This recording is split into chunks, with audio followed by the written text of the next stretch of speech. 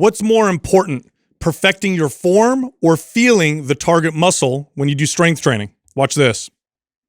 Our first caller is Megan from the Philippines. Hi, Megan. How can we help you? Hi, guys. Thank you for taking my call. It's such an honor to be even here with you guys right now. So I guess it's like I'm going to throw the question in right now. So I'll just read off my question I sent to the email. So I have a question when it comes to using cueing to improve my lifts.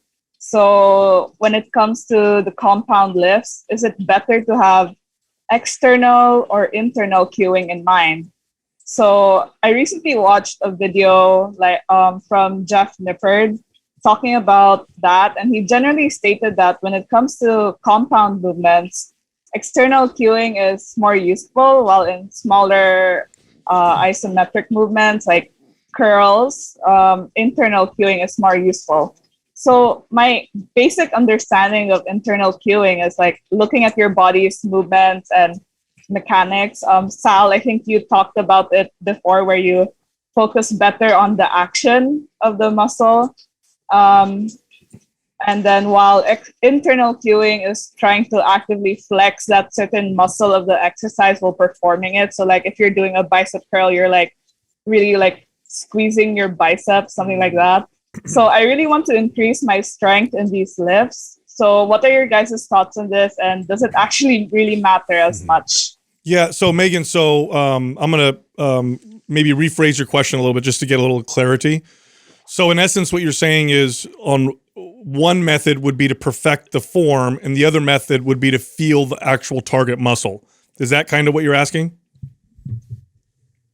Yeah, I think so. Because when it comes to like, I think you mentioned it in the podcast like a few episodes before, is how you can like sort of how you move like in a squat, you can make it more glute focused or more quad focused.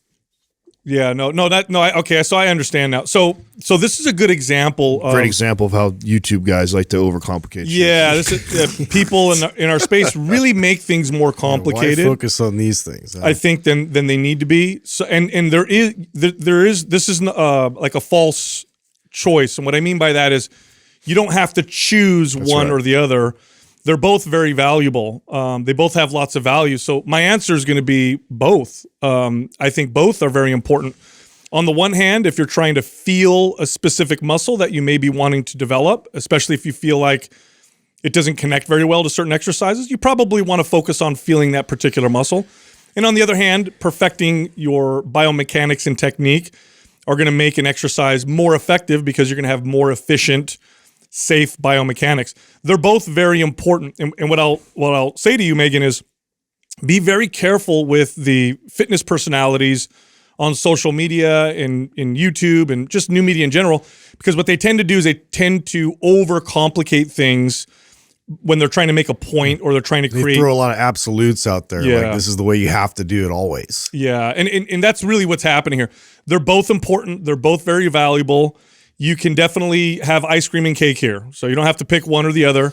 They're both delicious, and they're both going to have not only that, but I think I hate something like this, right? To say that one is more important than the other based on that. There's such an individual variance with everybody. So how I'm cueing a client has everything to do with where I see they're struggling the most, right? So if I have a client that isn't connecting to the muscle, like Sal is saying, I'm going to focus more on these internal cues. If I'm looking at your movement and it's all over the board, right? You're not moving properly, I'm going to talk more towards the external cues, but I'm going to use both at my disposal. Or even setting up for your compound lift. Like I'm going to focus more on my intrinsic type of tension and being able to stabilize my joints before then unracking, and then I'm going to get into the actual mechanics of the lift as I'm doing that, trying to maintain what I first focused on. So it's like both of them have to work simultaneously. Yeah, Megan, for you specifically, let's talk a little bit about what your goals are. Is there a specific exercise or a specific muscle that you're trying to focus on? Oh yeah, it's definitely my squat recently. So just like a small like context, just to like give a little idea where I'm coming from. So like I would guess say last December, or the from October to December, I was making good progress on my overall like main lift. So like my squat, deadlift, and all that. And that got interrupted. My training got interrupted because our town was like hit by a typhoon or like a hurricane for you guys. So basically, I cut way back on training. So what's really nice is that I followed your guys's the MAPS 30-day calendar thing where it was like very self-paced and very like incorporating mobility and stuff. So recently, last month, things stabilized here, and then I got to go back to a home gym.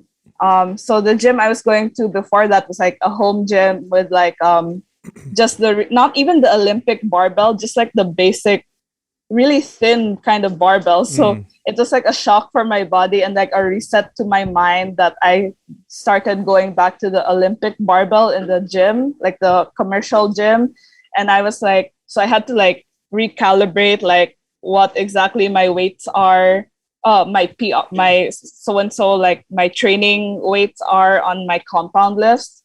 So that's why now I'm taking like a step back to really focus on like my form and all that. That's why I like really wanted to learn about the external internal cueing stuff. But I guess from your guys' answers, I think I guess you guys are saying that I should just focus on the form right now. Yeah.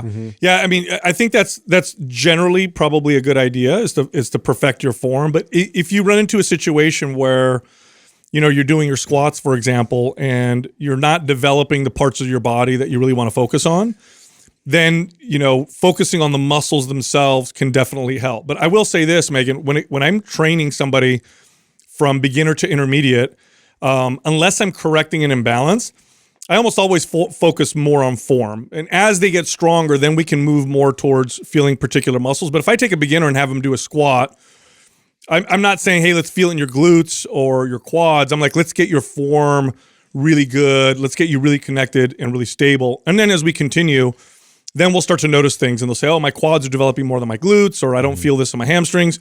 And then we'll focus more on the muscle feel. But I think you're on the right track for sure. I think that's with everything, right? You think of like even like a sport like baseball, right? Before a baseball coach is going to teach a player how to direct the ball into the left field, the right field, down the center, on the ground, or a pop-up, he's going to teach them the fundamentals, how to swing the ball, swing the bat properly. Yeah. So you want to get the mechanics of the movement down really well. And then as you get that down really well, now we could start to talk about the more intrinsic things like, okay, now when you're at the bottom of the squat, try and fire your glutes more, or when you get to the top, squeeze, like then you can start to get into the more technical aspects of the movement. First, perform the movement, get really good at the movement, practice it, and then we can start to talk about some of the other internal priming cueing. helps as well, with that too. Just, if that's a focus where it's like, glutes aren't responding and firing, and that's something you need to keep addressing. Establishing that neuromuscular connection, that's something you can do in prep, before you get into these compound lifts to get them to contribute a bit more. Yeah, Megan, if you don't have MAPS anywhere, I'd like to send that to you. That way you have a workout program you can do if you lose access to a gym again like you did before. Now, the maps30day.com is phenomenal as well. Maps Anywhere kind of takes it to another level, and it's longer, right? It's not just 30 days. It takes you a little longer. Do you have Maps Anywhere by any chance? No, I don't. Okay, we'll send that over to you, Megan. Thank you guys so much. Yeah, no problem. Thanks for calling in. Thank you. Thank you. Have a good one. I'm going to come to the defense of who she talked about, Jeff Nippert, I think. I've seen his content, and for the most part, I think it's okay. I think when you're making so much content, you start to run into the situation where you're like, well, I've already talked about this. I talked about that. Let's start to split hairs. Get in the weeds a little bit. Yeah, and I think this confuses people, right? Like, which one is better for what? And I could see what he might have. I haven't seen this video, what she's referring to. I can see what he might be trying to communicate, but I can also see why this would confuse the hell. Well, I think out of a new person. I think it's more, and I mean, our team is as guilty of this too. It's what feeds the algorithm. So you need to have something where it is absolute. Don't do this.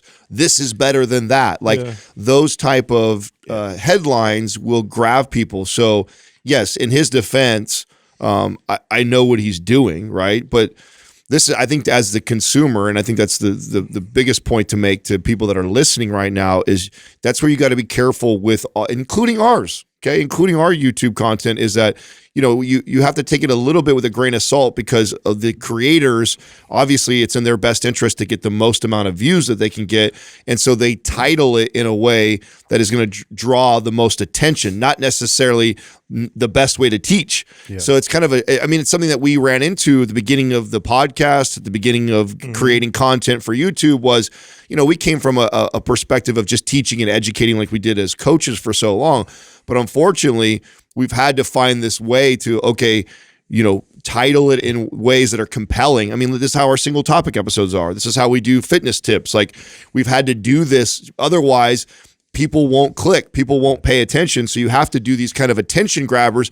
But here's the drawback of that, is that you take somebody who's like now way overthinking something right now that is not that important. Like, you know, for sure, it's the consumers driving this. Yeah. Right? Because we all want simplistic answers to everything. And so that's absolutes, right? This is better than that. That's what simplifies it. Yeah. Because you're saying, like, this is really what you need to focus on only. Yeah. And that's not true. Yeah. But it does work in favor of somebody searching. Yeah. Now I will say this: when you get started, for the first couple years, you're probably better off focusing on just form and technique. You're practicing perfect form and technique.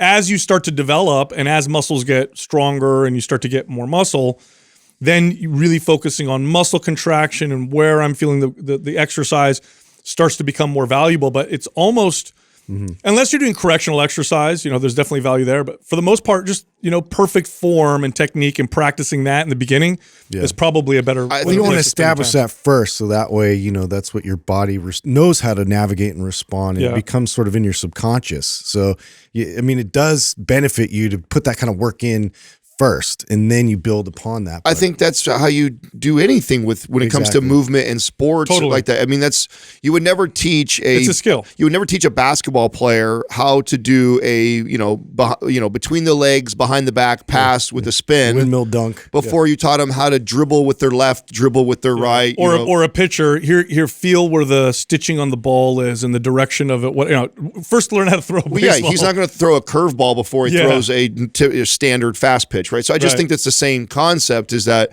you know, all movements, you want to practice the technique of the movement first. Get the foundational elements, and then let's build. Now you get the movement down really well. Now as a coach, I can give you these little subtle cues to get you to feel it in different areas. So. Was my baseball analogy okay? Did I get that one right? All right. Every once in a while. You started to kind of waver off, but we got you back. All right. Thanks.